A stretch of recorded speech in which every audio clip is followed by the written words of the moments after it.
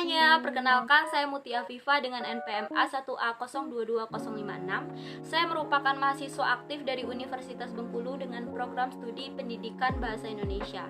Pada video kali ini, saya akan menceritakan sebuah kisah yang berasal dari sebuah daerah yang ada di Provinsi Bengkulu, yaitu kisah Ratu Samban.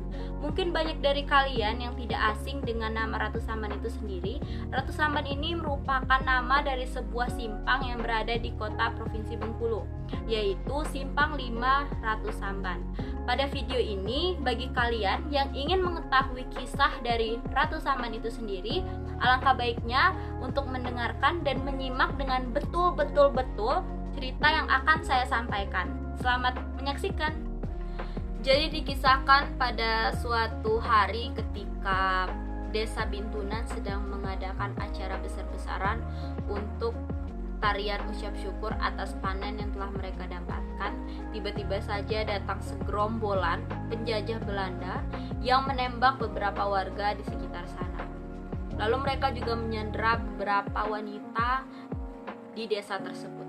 Saat tengah menyandera beberapa wanita di sana, datanglah seorang pria berambut panjang yang berbadan tegap menodongkan sebuah pisau ke salah satu jenderal Belanda di sana. Lalu jenderal tersebut meninggal. Nama pria tersebut adalah Marjati. Jadi karena pembunuhan jenderal tersebutlah terjadilah konflik pada kisah ini. Beberapa penjajah tersebut akhirnya mencari siapa pelaku dari yang membunuh jenderal mereka. Mereka menanyakan pada salah satu warga di desa Bintunan tersebut dan menodongkan pertanyaan dengan pistol yang mereka todongkan kepada rakyat tersebut untuk memaksa mereka menunjukkan arah atau rumah pemimpin desa Bintunan ini. Dan akhirnya warga tersebut menunjukkan rumah dari seorang datuk yang merupakan petinggi di desa Bintunan tersebut secara terpaksa. Di lain waktu di rumah datuk, pada sore itu, datuk itu tengah memikirkan tentang pajak yang melonjak tinggi. Walaupun hasil panen mereka banyak pada saat itu, ternyata pajak mereka juga tinggi. Akhirnya menyebabkan konflik keuangan pada saat itu. Datuk memikirkan jalan cerita atau jalan bagaimana permasalahan ini untuk dipecahkan. Datuk ini memiliki seorang anak yang bernama Rini, yang dimana anak ini juga memiliki hubungan dengan Marjati, tetapi dilarang oleh datuknya atau tidak disetujui hubungannya. Beberapa saat kemudian datanglah penjajah Belanda yang membawa sandraan mereka atau orang yang menunjukkan jalan ke rumah datuk tadi. Datuk pun terkejut. Bagaimana tidak, tiba-tiba saja datang dua orang Belanda yang datang mengancam beliau untuk menunjukkan orang yang telah membunuh jenderal mereka. Datuk yang tidak tahu apa-apa pada saat itu sangat terkejut hatinya. Bagaimana tidak, dia tahu siapa dalang di balik pembunuhan jenderal Belanda tersebut. Karena hanya satu orang itulah yang berani untuk melawan penjajah, yaitu Marjati. Rini dan datuk pun akhirnya ikut disandra dan dipaksa untuk memanggil Marjati untuk segera datang menjemput mereka. Terpaksalah datuk akhirnya memanggil anak buahnya untuk memanggil Marjati dengan dalih-dalih Marjati dipanggil untuk bertemu dengan Rini. Mendengar hal itu, Marjati tentunya senang. Akhirnya, ia mengiyakan perintah dari suruhannya datuk. Saat tengah menuju ke rumah datuk, ia telah membawa beberapa buah tangan.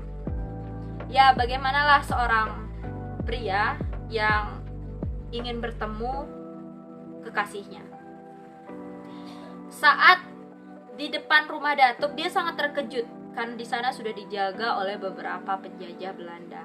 Dan dia juga melihat Rini serta Datuk yang tangannya diikat oleh Belanda seperti sedang disandera. Marjati yang melihat hal tersebut pun berteriak lalu berlari ke arah Belanda.